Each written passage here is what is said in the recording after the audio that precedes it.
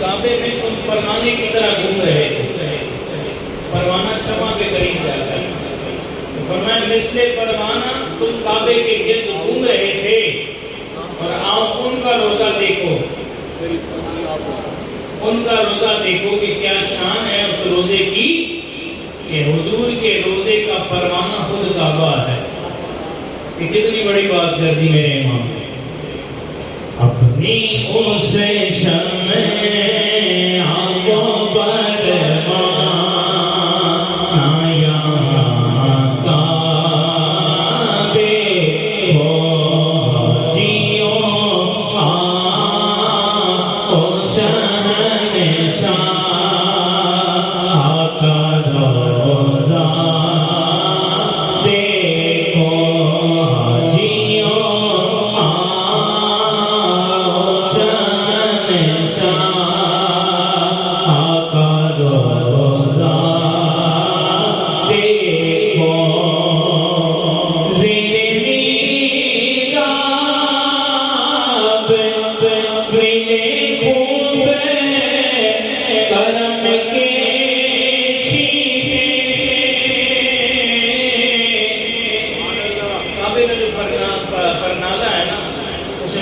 رحمت کہتے ہیں۔ حضرت فرماتے ہیں اس کے نیچے تمہیں بڑے رحمت کے چھینٹے ملے ہیں، آؤ ایک اور جگہ لے کے چلتا ہوں، وہاں پہ کیا ملتا ہے؟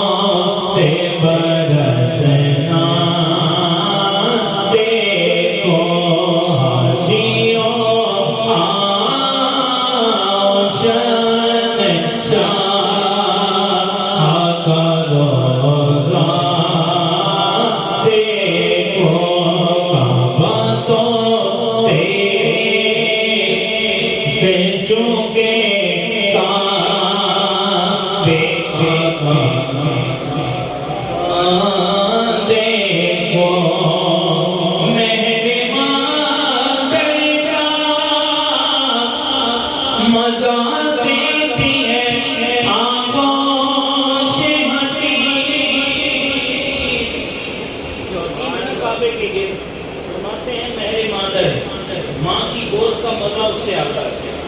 حتیم کے اندر کوئی چلا جاتا ہے، نوافل پڑھتا ہے تو اس کو ماں کی گود کا احساس محسوس ہوتا ہے، اتنا لطف آتا ہے، اتنا مزہ آتا ہے۔ اور حتیم کو فرمایا گیا کہ یہ حتیم جو ہے یہ کعبے کا حصہ ہے، جس نے حتیم میں 2 رکعت پڑھی اس نے کعبے کے اندر نماز پڑھی۔ اتنا بڑا مقام ہے حتیم کا۔ اعلیٰ حضرت فرماتے ہیں حتیم میں جو مزہ ہے ماں کی گود کا مزہ ہے، اور جو حضور کا در ہے وہ کیسا ہے، تقابل کیسا کر رہے ہیں۔ میرے ماں کا مزہ دیتی ہے آنکھوں شہنشاہ، جن پہ ماں باپ فدایا کرم نے کا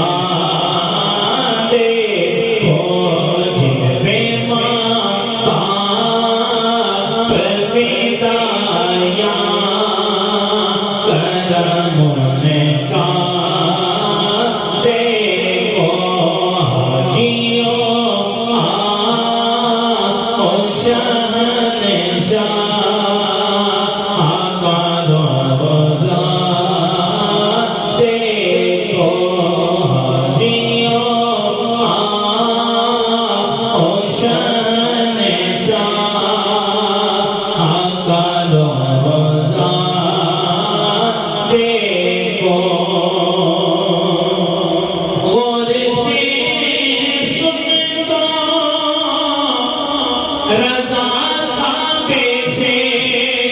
آتی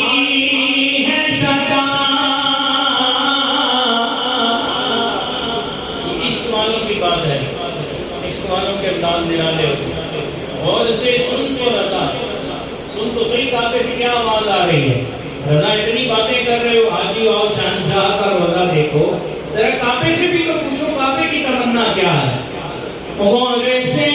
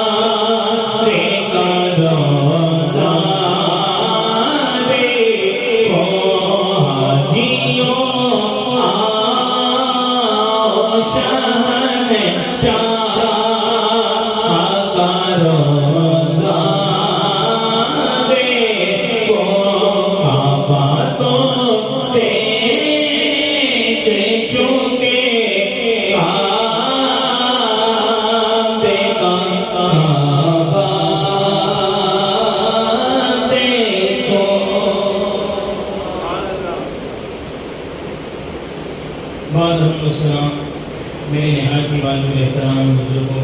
محترم اسلامی بھائیوں اللہ رب العزت کا کروڑ ہا کروڑ احسان ہے جس خالق کائنات نے ہمیں آج جمعۃ المبارک کا یہ بابرکت دن عطا فرمایا اللہ رب العزت کی بارگاہ میں دعا ہے ہم سب کا نماز جمعہ کے لیے حاضر ہونا بیٹھنا نماز جمعہ کی تیاری کرنا تمام کو خالق کائنات اپنی بارگاہ میں قبول فرمائے اور اس کو ہمارے لیے آخرت میں ذریعہ نجات بنائے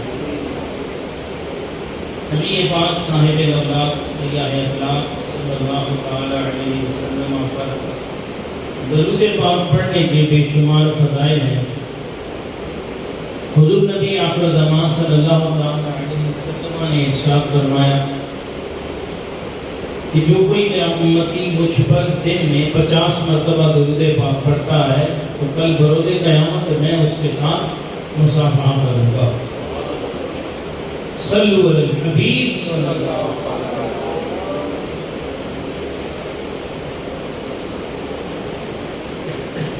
اللہ پاک کی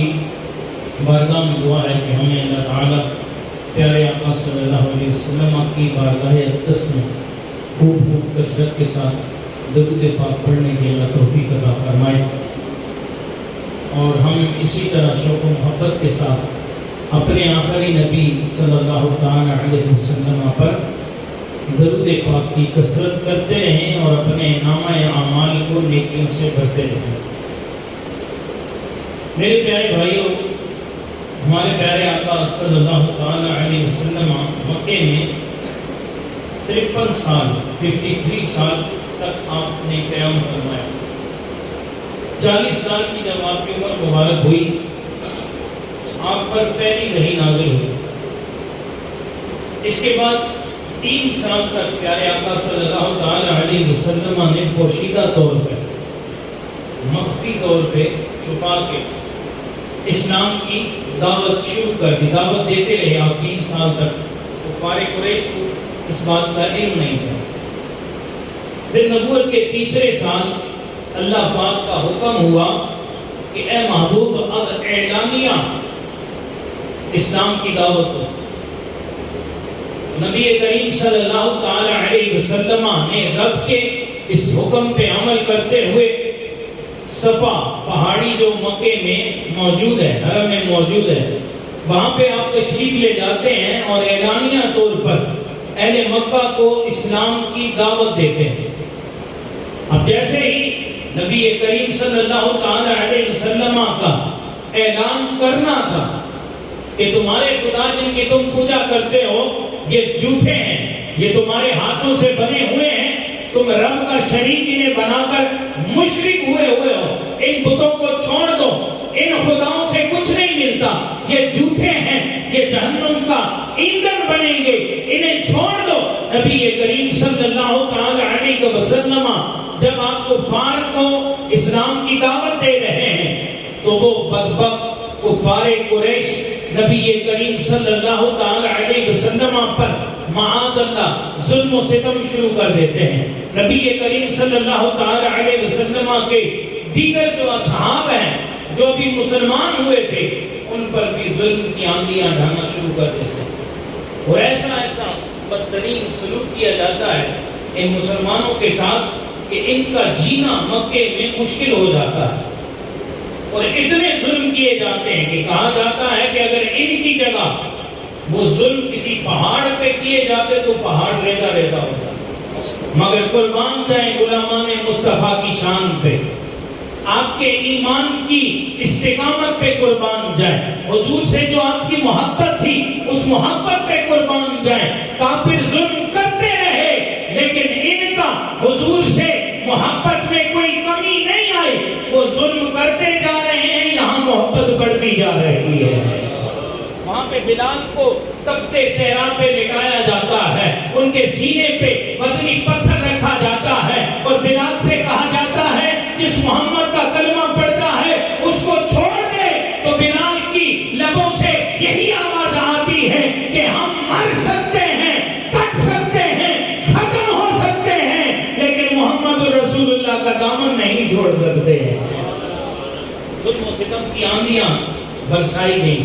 کہیں پہ حضرت عمار بن یاسر کی والدہ کو شہید کیا جاتا ہے اور کس دردناک انداز میں شہید کیا جاتا ہے کہ اگر ہم کتابوں کے وہ اوراق کھول کے پڑھیں تو ہمارے قلوب جو ہیں غمگین ہو جائیں گے. کتنے برے انداز کے ساتھ انہیں شہید کیا جاتا ہے. کہیں پہ نبی کریم صلی اللہ تعالی علیہ وسلم کے اصحاب کو تکلیف دی جا رہی ہے لیکن قربان جائیں ان کی استقامت پہ ظالم ظلم کر رہے ہیں لیکن وہ اپنا مذہب نہیں چھوڑ رہے,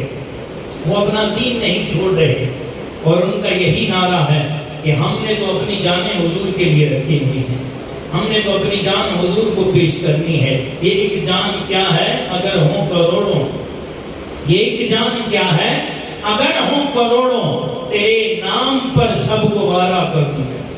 قربان جائیں حضور علیہ السلام کا نام اتنا پیارا ہے کہ حضور علیہ السلام کے نام پہ اہل عرب اپنی جانیں قربان کرتے ہیں. اعلیٰ حضرت امام اہل سنت, امام عشق و محبت, پروانہ شمع رسالت, حضور کے یہ وہ عاشق ہیں کہ انہوں نے جب یہ انداز پڑھا ہوگا تو یہ کیا لکھتے ہیں, آپ فرماتے ہیں کہ حسن یوسف پہ کٹی مصر میں انگشت زنا. اے لوگوں, حضرت یوسف علیہ السلام کا حسن دیکھ کے عورتیں اپنی انگلیاں کاٹ رہی ہیں لیکن حضور کا عالم کیا ہے, حضور کا مقام کیا ہے, وہاں پہ انگلیاں کٹ رہی ہیں. حسن یوسف پہ کٹی مصر میں انگشت زنا, سر کٹاتے ہیں, سبحان اللہ, انگلیاں نہیں, سر کٹاتے ہیں. وہاں پہ فرق دیکھیے, اعلیٰ حضرت کی شاعری میں بھی فرق ہے اور فرق بیان بھی کر رہے ہیں. حقیقت بھی ایسا ہی ہے کہ حضرت یوسف علیہ السلام کو دیکھ کے عورتوں سے انگلیاں کٹی. اب کٹی اور کاٹے میں فرق ہوتا ہے, ایک ہوتا ہے کاٹتے ہیں, ایک ہوتی ہے کٹی, بے خیالی میں کٹ گئی. انہوں نے خود کاٹنے کا ان کا دل نہیں تھا لیکن حضرت یوسف کا حسن اتنا تھا کہ اس حسن میں کھو جاتی ہیں, انگلیوں کی ہوش ہی نہیں رہتی. اگر انہیں انگلیوں کی ہوش ہوتی تو کہاں وہ اپنی انگلیاں کاٹتی. میں کٹی حسن یوسف پہ, حسن یوسف پہ کٹی مصر میں انگشت زنا. اور حضور کی شان کیا ہے, سر کٹاتے ہیں. کون,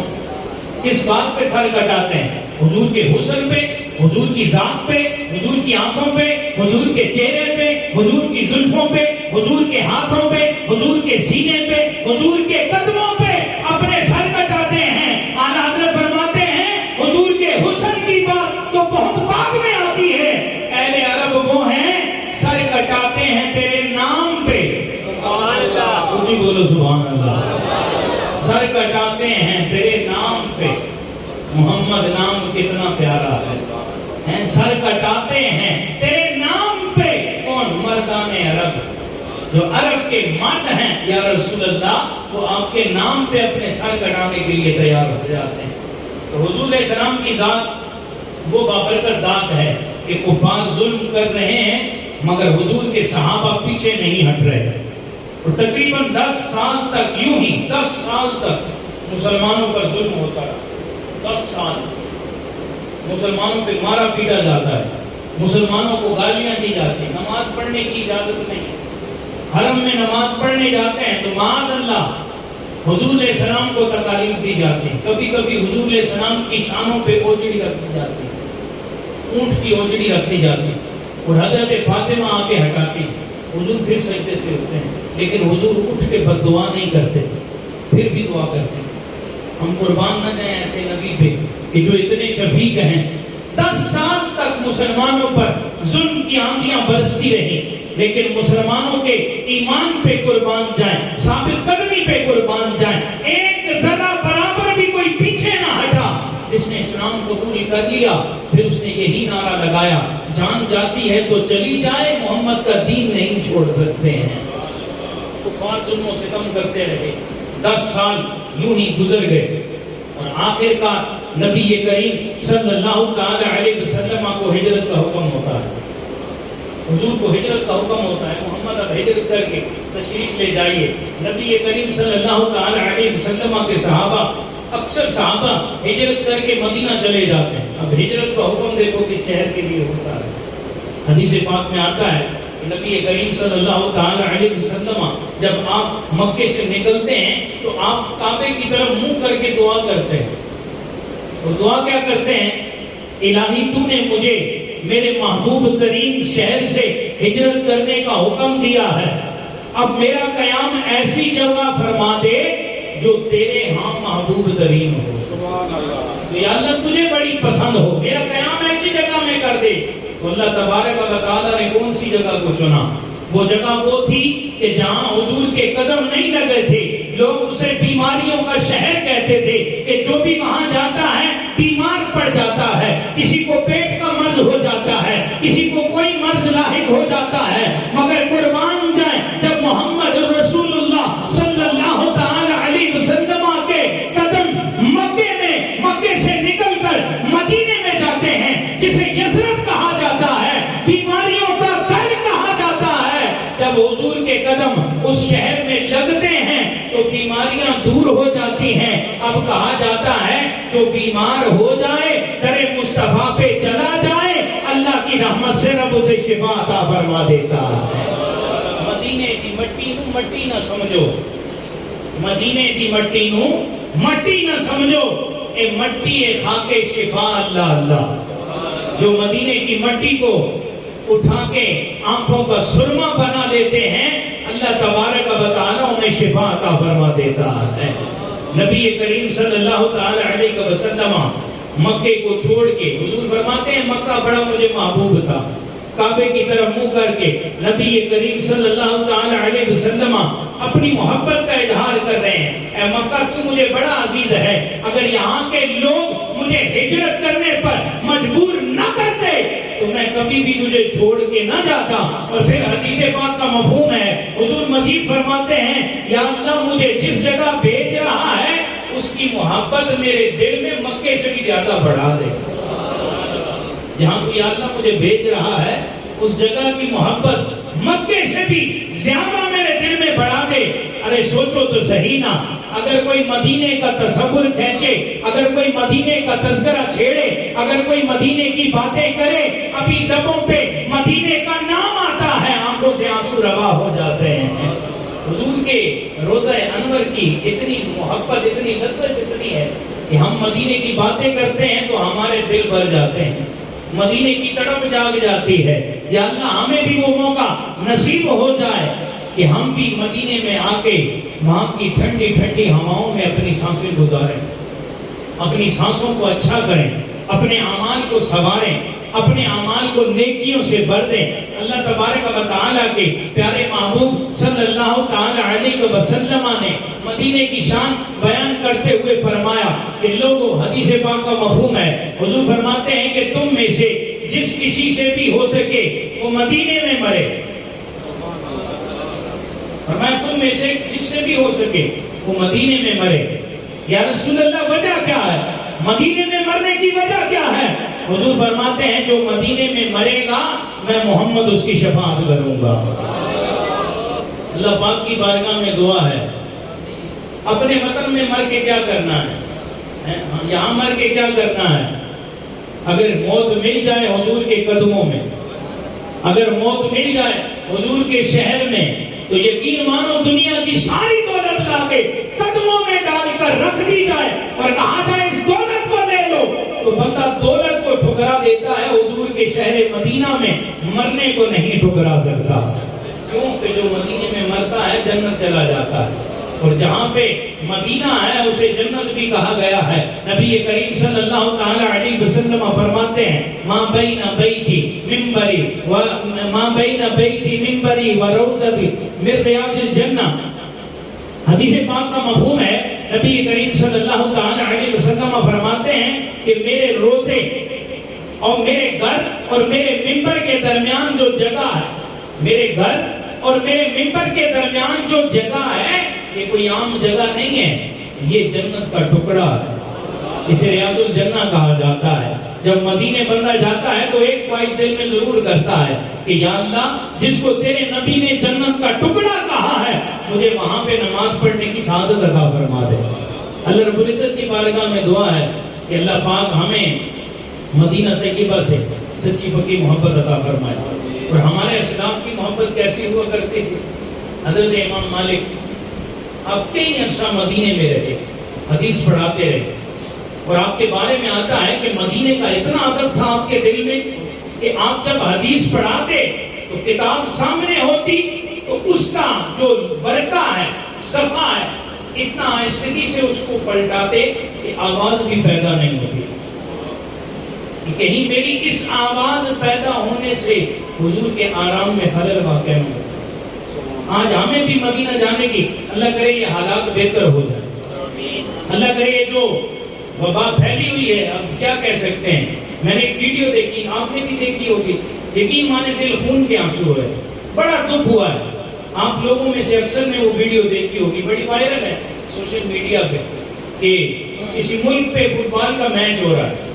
وہ دونوں کلپ کو اکٹھا کیا جاتا ہے، اسی تاریخ کو ایک تاریخ میں میچ ہو رہا ہے اور کھچا کھچ اسٹیڈیم بھرا ہوا ہے، اکثر ان میں کافر ہی ہوں گے۔ اب دیکھو کافروں نے ہم مسلمانوں کو کیسی سازشوں میں مبتلا کر دیا، خود تو وہ مزے کر رہے ہیں اور ہم لوگوں کی عبادت کو بھی بند کیا ہوا، ہم صحیح طریقے سے عبادت بھی نہیں کر سکتے ہیں۔ اسی تاریخ کو فٹ بال کا میچ ہو رہا ہے، اسٹیڈیم کھچا کھچ بھرا ہوا ہے، کوئی کرونا وائرس نہیں پھیل رہا، اور اسی تاریخ کو عشاء کی نماز کے بعد مسجد حرام پہ طواف کا منظر دکھایا جا رہا ہے اور چند بندے موجود ہیں۔ کیا یہاں پہ کرونا آ گیا ہے؟ ارے یہ تو وہ جگہ ہے